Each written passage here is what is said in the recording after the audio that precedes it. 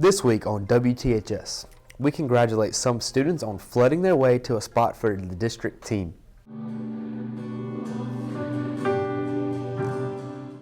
Sarah tells us more about Matrix experience, and Aaron brings back a childhood story. Choose your courage.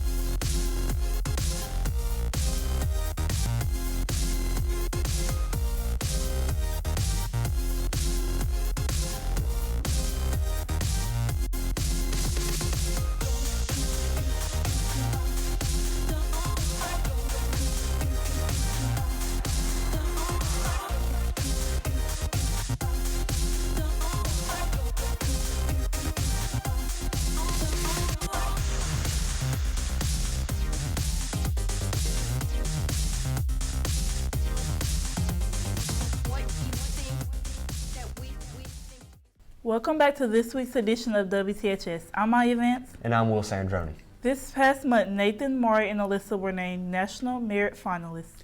They each received a $2,500 scholarship based on their academic achievement and potential for success. It's a huge honor just because I've been working really hard these past 4 years, and it's just nice to know that that work paid off. I think it's just a huge credit to the school and my teachers, my parents, my family, everybody who's been a part of my life so far and encouraging me to be a better student, and everything that I do just all culminates, all the hard work finally was recognized and will pay off in the end.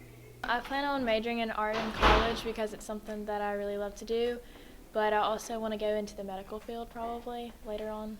They're not the only ones who worked hard this weekend. Last week, the math and science team competed in their regional science bowl. They fought hard and came out in 9th place. Congrats to the Science Bowl. They were one out of 3 public schools in the top 10. FBLA recently had a competition, and some of our very own students placed in the top 5. FBLA isn't the only club that's driven to do more leadership. Yeah, THS Voices have been preparing since September for the upcoming Black History program. Shelby can shed some light on how they prepared for this program. Some clubs are still yet to be discovered by students. One of these clubs includes THS Voices.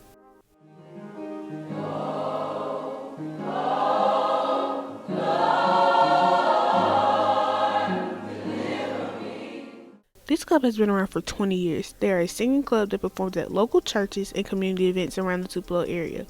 They also regularly put on the annual Black History program at the end of February every year. To perform an amazing show, Mrs. Johnson tells us more about THS Voices. She said not only does it take time and preparation, but they really want Black history to be recognized for what it's really worth. Well, we've been practicing since September 2019, and we hold a practice every other Friday. And then other than that, we have a couple of practice throughout the year in the evening times where the students can practice for the program.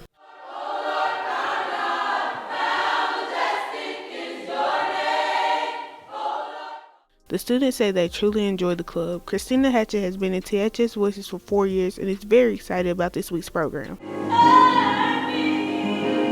I enjoy basically about spreading the word of God through our ministry, through song, and everybody that's in there, like we real deal, just worship Him when we sing, and it'd be amazing, really. This club is something that the club members and maybe newcomers for next year will enjoy. Well, it's a great club, and we would like to see more students, a more diverse group in the club. And we just want students to have fun and recognize Black history for what it's worth. The students in THS Voices all have backgrounds of singing. Christina and Shanice both explain more about their singing background and why they joined. Because when I was younger and my oldest brother was in high school, this club has been going on, and he was playing the drums for him, and my father was playing the keyboard for the choir. And when I was younger, I was like, well, I want to join this like the high school or whatever. And when I got here, it was here, and Miss McIntosh, she just brought me on in, and I just came right on in and started singing. I love singing, and I love singing gospel music and stuff like that. I'm not much a singer myself, but I'm sure some of our students at THS would love to join this club. I promise they'll make you feel at home with this incredible group of talented people. Make sure you make your way to see the Black History program this Friday. I'm Shelby Spain, WTHS News. We can't wait to hear THS Voices and the guest speaker, Russell Copeland. You know, he's a THS grad and a former NFL player. Really? Speaking of voices, maybe Ari can tell us if the temperatures are going to rise anymore. Thanks to Willamaya, the Mississippi weather has been really acting up. This week starts off with showers and highs in the 60s, then it slowly fades away. It starts cooling down on Wednesday with highs in the 50s and lows in the 30s. The sun tries to come back out just in time for the weekend. Then we end the week on Sunday with clouds and a high of 55. Back to you guys. Thanks, Ari. Luckily, weather won't affect the upcoming Civic Ballet performance. Erin can tell us more about their preparation and upcoming show. Last semester, we looked at Tupelo Ballet's performance of the Nutcracker, but there's another ballet company in Tupelo that also performs regularly. Civic Ballet and myself will be performing the timeless story of Alice in Wonderland this week. Civic Ballet has 4 main performances and several smaller performances throughout the year. There's a lot of preparation put into these performances.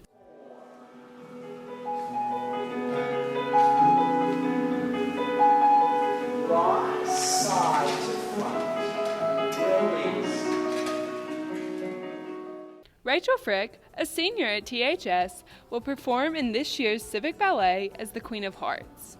She has been working hard to ensure the performance goes well. We practice year-round, but starting in December, we practice especially for this ballet. And in January and December, we practice like 2 to 3 days a week, but now we're practicing most nights. Not only do the dancers work all year to get ready for this performance, there's a lot of behind-the-scenes work that is necessary. Miss Hendricks, a teacher at THS, is a part of the costume committee. The costume committee orders and creates the costumes for the characters in Alice in Wonderland. We started for this Alice production probably as far back as the end of last season's production, which would have been in March of last year. So it's almost a year that we began to think about what kind of costumes we want, what those costumes look like. The costume committee has a lot of work for this year's production because Alice in Wonderland has many whimsical and colorful costumes. Sophie Horde, a sophomore, has been in Civic for 4 years. She loves to be in Civic because she gets to spend time with her friends while practicing for Alice. I'm the White Rabbit, and I basically just lead Alice through the Wonderland, and I'm always late. Alice in Wonderland has lots of different characters. I will be performing as the fish with other characters like the frog, the Cheshire Cat, the Duchess, and the caterpillar. Just like how these characters interact with Alice, Civic Ballet creates great relationships between the girls. Civic Ballet has had a great impact on Rachel Frick, who will be dancing in the fall at the University of Alabama. Civic Ballet is just this big part of my life. I don't know what I would do without dancing and going there. We go every single day. We spend so much time together. I just feel like we're like one big family. Civic Ballet sure has created a second family for me. We have worked hard to prepare for Alice in Wonderland. Come see Alice's Adventure Through Wonderland this Saturday at 2 and 7 in the THS Performing Arts Center. I hope to see you there. I'm Erin Hendricks, WTHS News. Speaking of ballet, ballet should be a sport considering how hard they work. Well, I think that's up for debate. Abigail and Lucy can give us insight on all the other sports going on here at THS. Thanks, Will and Maya. I'm Abigail Henderson. And I'm Lucy Hill, back with this week's sports.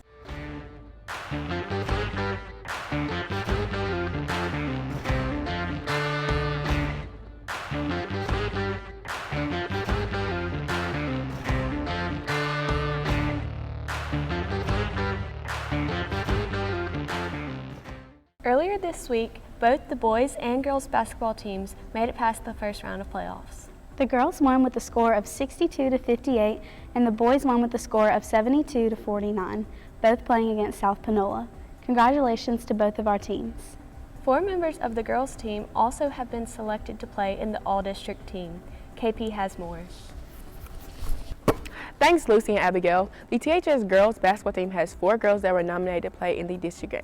This is a big deal because among the coaches in the district, they were chosen. I spoke with the 4 girls that are playing in the district game. Junior guards Jalecia Florence and Haley Traylor reflect on how it felt to get nominated for the district game. It's a big honor to know that all the coaches from surrounding areas and in our division felt like I was one of the top players in our division. Playing guard and forward, freshman Michaela Riley is honored being a freshman nominated for district game. It feels good because I'm so young, knowing I got potential, and the coaches believe in me that I can be better and I'm good enough to be on the All-Star team. Senior guard Shamaya Carruthers, who also signed to Jackson State, reflects on the feeling she felt when she was nominated for district the second time. It's just a blessing that, all the hard work I did over the years, that my hard work finally getting noticed. With the district game being such a big deal, Michaela, Haley, Shamaya, and Jalecia will prepare in many different ways for the game. Before the game, I was serious. I had my mind focused and my mindset right. I will stay focused and not let outside stuff distract me, and I will put in extra work and work hard. Make sure I'm not nervous, just having a good mindset that we can go out and play with the team we finna play now. Staying focused, making sure my teammates are good, and playing hard. Haley and Michaela were shocked when they found out they were nominated for the district game after the last home game. You get the award right after the division championship game, so we were a little sad because we lost. But once I found out I made it, I just felt pretty honored to be chosen among so many other great players. I was surprised, but I was happy at the same time because I was glad the other coaches believe I had the potential to get it. The Golden Wave girls did it again. Great job, ladies. Here at THS, we are so proud of the 4 girls that were nominated for the district game. Do what y'all do best. Go Wave. Back to y'all in the studio. Thanks, KP. As we are teeing off into golf season, Emily Chandler and Matt Billingsley give us insight into their upcoming season and tournament. I make sure that the girls are on task at practice, and if they are struggling while hitting, I make sure that I can help them and kind of guide them a little bit. The main goal is probably just to win state, but also just make sure everybody's playing to the best of their ability and doing what they can to help the team. I just hope that we place well in all of our tournaments, and especially do well at state, and make sure that the pressure doesn't get in our heads when we're playing. Baseball also had a tournament this past weekend against Itawamba and Madison Central. Fast pitch softball will play Hamilton for their next game. 2 of our boys' soccer team members were selected to play in the Mississippi Association of Coaches All-Star Game. Dylan Sevilla and Connor Thistle go into detail about their last game in the North Half playoffs and the All-Star Game. The game we played in was North Half, and you qualify by winning first and second round. Throughout the season, I continued to work hard and work on my craft to get ultimately better at soccer so I could continue to the next level. Wow, we have some talented athletes in sports this week. Yeah, we sure do. Can't wait to see what next week's sports will bring us. Good luck and go Wave. Back to y'all in the studio. Thanks, Abigail and Lucy. We really have a talented staff here at WTHS. I agree, but there's a lot we still don't know about each staff member. You're right. Morgan and myself give us insight in this week's Meet the Staff. What is your favorite part about being on WTHS? My favorite part about being on WTHS is probably getting to edit, because that's something I really enjoy doing, and I also like to be creative and come up with fun ideas for the show. Okay. What is your favorite food? My favorite food is probably spaghetti, because it's something my mom makes all the time, and so I eat it like 3 times a week. What is your favorite part about being in WTHS? My favorite part about being in WTHS is definitely the ability to move around campus, because I haven't had classes in every single building, but through this class I was able to go and visit all these teachers and all these students and understand exactly what goes on at THS that normal students don't really know. What would you do with $1 million? What would I do with $1 million? Oh, I think I'd definitely help out all the people that have helped me in my life, like give some to every one of my family members, like my brother, my mom, my dad. Grandmother's helped me out a lot. Just help everyone else out, and then buy a car. So Will, did you go to Matrix this past weekend? I unfortunately was unable to go due to a busy schedule, but Sarah can tell us all about it. Last Friday and Saturday, Matrix Weekend was held at the Tupelo Furniture Market and hosted a mix of sessions, music, and more. God, but we love you and love people, and truly, Tupelo and Mississippi never be the same. If you believe he's the God of miracles tonight, one last shout of praise. Come on, let's praise. Many of churches around the area attended and consisted of a lot of our Tupelo students. We went to the furniture markets and had overall concerts and lesson there, and then we went to West Jackson for a church, and we broke into smaller groups and discussed the lesson. Hannah West, a member of Hope Church, was there and said she learned valuable lessons that she can use now. I learned how to read my Bible properly and how we're supposed to raise our hands in church if we want to. Some people might know this retreat as DNAP, but it was recently changed last year to Matrix. It's pretty much the same, except for I feel like there's more people at Matrix. In DNAP, we would go out into the community and do things with maybe older people, but Matrix, we just really focus on bettering ourselves. Matrix allows us to go off into smaller groups instead of being in one big group for the whole time, and that way we get to have more lessons and hear more perspectives from different people. For some people, it was their first year at this event. Carter Meharry was one of those and enjoyed the atmosphere. I really enjoyed Matrix. It was really fun being able to meet a lot of new people, hanging out with a lot of my friends at the host house. This weekend I learned a lot about finding my relationship with Christ, becoming really close to him, and being able to open myself up to him and surrender to his love. I learned a lot about how we're supposed to love God, and I learned about how we're supposed to read the Bible. I liked that lesson a lot. Last weekend was truly a life-changing experience for many and taught Tupelo students the lesson of loving God's people. I'm Sarah Bazell, WTHS News. Dude, those teams were crazy this weekend. Facts, bro, but maybe our teachers are more lit than us. I smell cap. What is TikTok? Like the new Vine. TikTok is a lot of really crazy / annoying videos that people like to watch nonstop. Yeah. What is TikTok? Videos. Yeah. That's right. It's a video with all the motions. Yeah. Right, and it's like a song, and then y'all try to mimic it. Mm-hmm. Do you know what TikTok is? Something clock does, ain't it? What does no cap mean? No cap means you're being honest, no cap. When you say something, it's, it's for real. Okay. Yeah, that's true. That is true. Yeah, that's right. No cap. Oh, see, I would have thought that means no capital letter.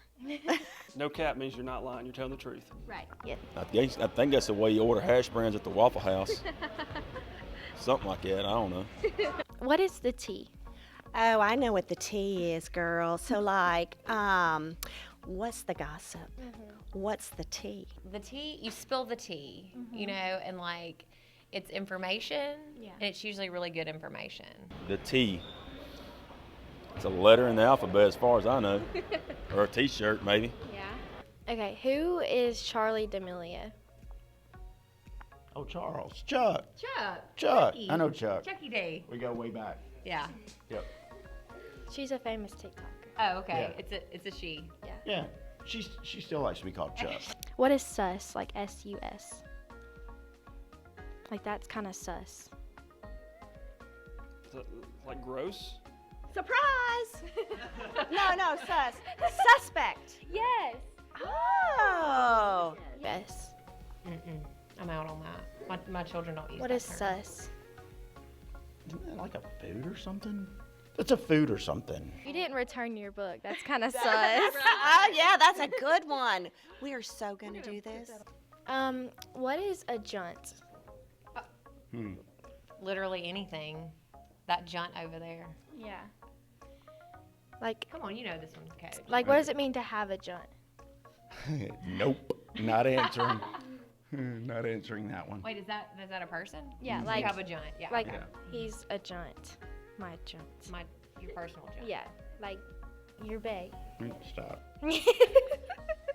Is it like a friend, like somebody you hang out with? If you have a junt. I still don't know. I've heard that for 12 years. I don't know what in the world that is. Yeah, bae. I know bae. So junt's the new bae? Kind of. What does it mean to be low-key? You kind of float under the radar. Nobody really notices you. What does it mean to be low-key? I have no idea. I don't live that lifestyle. What does it mean to be high-key? What? High-key. That's just a silly word. No. Mm-mm. Yeah. Low key. Yeah, we're not. Calm. We're not very like that. Or you could be high key. That would be me. That would be you. Yeah, I'm high key. She's low key. Yeah, I see that. Can you hit the whoa? No. Can you draw? No. Huh? Huh? Yeah. And another way. Yeah. Man, that creative was fire. I agree, but we had a long and busy week. But wait, don't forget that THS prom is March 21st. So ladies, if you need a prom dress, go check out Memories Magical Dresses at the mall on February 29th. P.S. The dresses are free. And that's all for this week. Bye, y'all.